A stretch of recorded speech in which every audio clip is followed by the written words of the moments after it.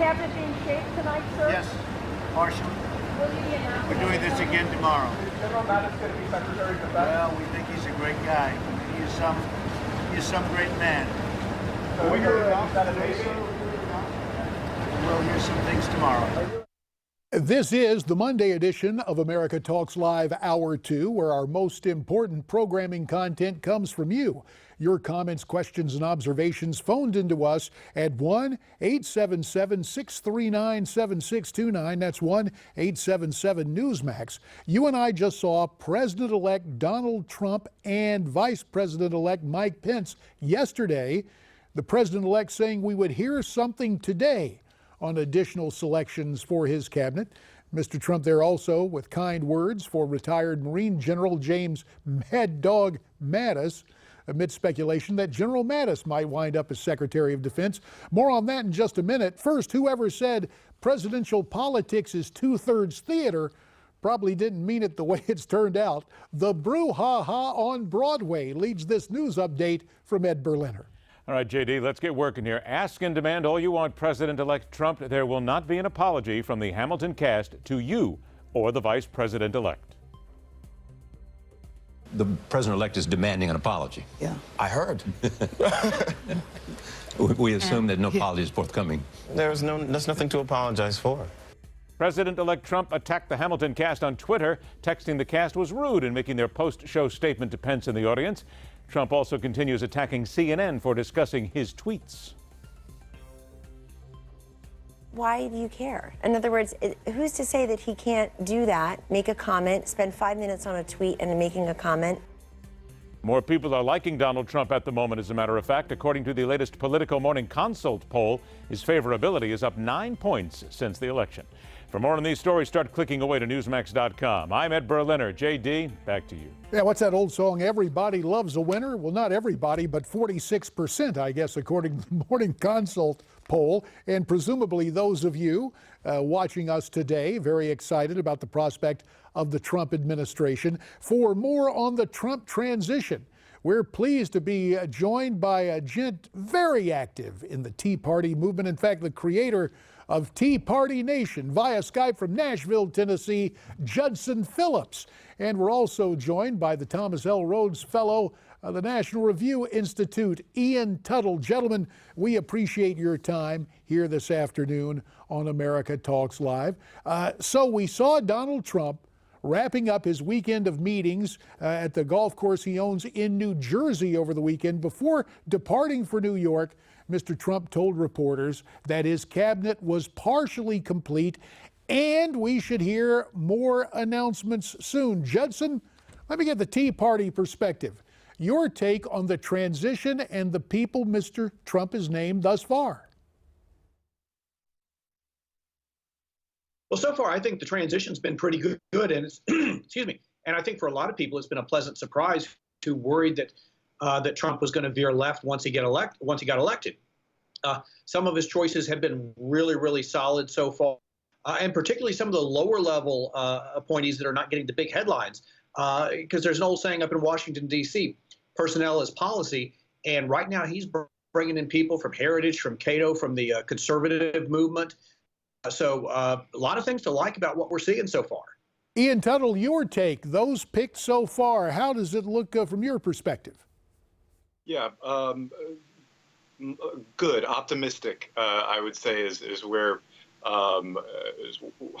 we are at this point.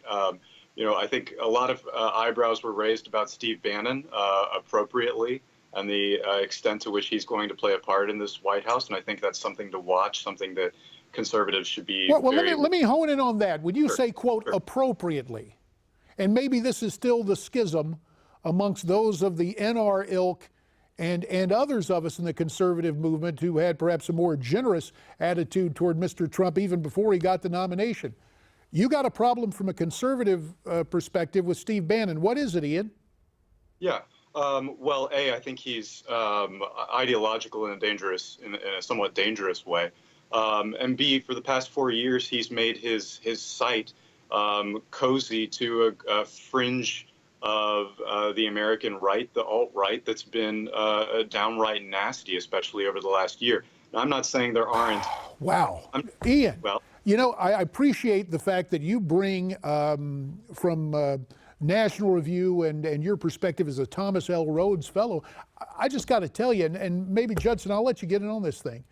I think we are tarring Steve Bannon for headlines at Breitbart. I've worked with the guy in talk radio. I find him to be a reasonable guy.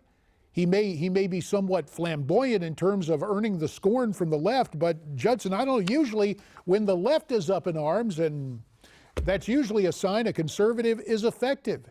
Your take on Bannon, Judson? Yeah, well, first of all, I've worked with Steve Bannon before.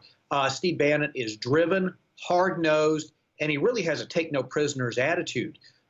So he is going to really drive a conservative agenda. And honestly, I think he's the kind of person we need as a strategist right now, because one of the things the Trump administration needs to work on is dismantling the government Democrat industrial complex, because in the last 8 years and in the previous 8 years with Clinton before that, excuse me, we saw a lot of intertwining of government and the institutional left, particularly with funding for the institutional left.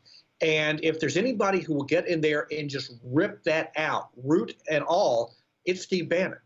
And of course, it brings us back, Ian, to the whole notion of establishment conservatives of the NR ilk and others in D.C.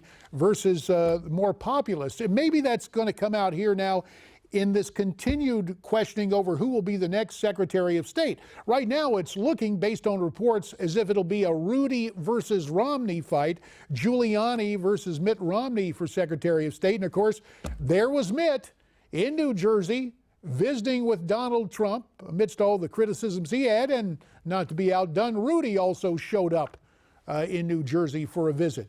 So Ian, from your perspective, is Romney your pick for that job? Well, National Review has endorsed John Bolton for the position, someone with, real long-term foreign policy experience, which I think is what you need in an administration where neither the president or the vice president have any experience in that regard. I do think if it is between Romney and Rudy at this point, it's difficult to say. I think that Romney would be the stronger choice. Rudy, has been sort of inflammatory over the course of this campaign. I don't think he's well suited to be the nation's chief diplomat. I think Romney would be somewhat more level-headed. Well, let's get Judson in on this. Interesting take, and I guess it typifies the division that continues amongst the conservative ranks. Look, Judson, I hear what Ian says about John Bolton. Think he's a good guy. But Romney, a guy who is decidedly undiplomatic toward Mr. Trump in the campaign, he is suddenly the picture of decorum and protocol and the choice for state. Your take on that, Judson? I'm reminded of an old political joke. I'm going to paraphrase it just a little bit. A woman had two sons. One went to sea and one became Secretary of State. Neither was ever heard from again. And if the choice is between Rudy and Romney, I put one of those guys in as Secretary of State and we'll never hear from him again. Well, I'm afraid that may be an oversimplification, because the State Department, it used to be in history, that was the stepping stone to the presidency. I realize that was then, this is now. But still, whomever is the Secretary of State is the spokesman in terms of United States foreign policy. I understand, obviously, our chief executive takes that on, and we can think back to the Eisenhower administration, where John Foster Dulles had the job, but Ike was basically running everything. So perhaps that's what you mean there. Listen, a reminder to you at home, you can get in on the conversation at 1-877-NEWSMAX, 1-877-639-7629. At any rate, my old colleague in the House, now the Vice President-elect, Mike Pence, showed up on the Sunday shows confirming that Mr. Romney is in fact in the running for the top spot at the State Department. Let's look and listen. It was not only a cordial meeting, but also it was a very substantive meeting. And I can say that Governor Romney is under active and serious consideration to serve as Secretary of State of the United States. Ian, I guess this is less about Romney and more about Mike Pence. In the old days, it used to be a vice presidential pick was the bridge between the conservative wing of the party and the moderate wing of the party. Now, was Pence the bridge between the populists and the establishment? There's a little something to that. I mean, Pence was generally a well-regarded prior to his pick, and a lot of people viewed him as someone who balanced out the ticket, given that we didn't know what to expect from Donald Trump. If it is Romney again, I think that offers both an element of more sober judgment to this administration, this incoming administration, and also helps to balance out that establishment, anti-establishment, equilibrium that this administration is going to have to find. Well, Romney, for his part, did speak to the press about the discussions that he and the president-elect had. Here is Mitt Romney. We had a far-reaching conversation with regards to the various theaters in the world where there are interests of the United States of real significance. We discussed those areas and exchanged our views on those topics. Well, I got to tell you, Judson, that is standard. Well, that's like having a candid exchange of views. You know, the euphemisms that always come from Foggy Bottom and the summits. Romney can speak that language. I got to tell you my concern, Judson. You go back in history, Seward to Lincoln. The Secretary of State presuming to tell the chief executive what they're going to do. We've heard some suggestions in the press that a guy like Romney, Mr. Turnaround, would be better at the Veterans Administration, even though he, to my knowledge, never wore a military uniform in his past experience. Would that be a better spot for a guy like Romney? We've got about 45 seconds. Judson, I think his Skype is frozen, so Ian, let me go to you with that question. What about at 30 seconds, Romney at the VA as a turnaround guy?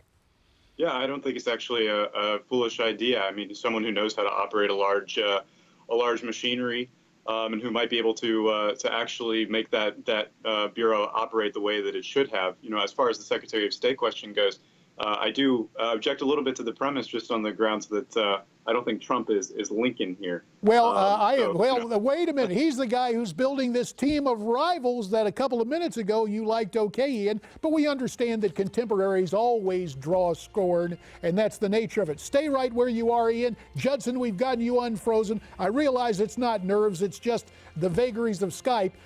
You unfreeze yourself and give us a call at 1-877-NEWSMAX here on America Talks Live.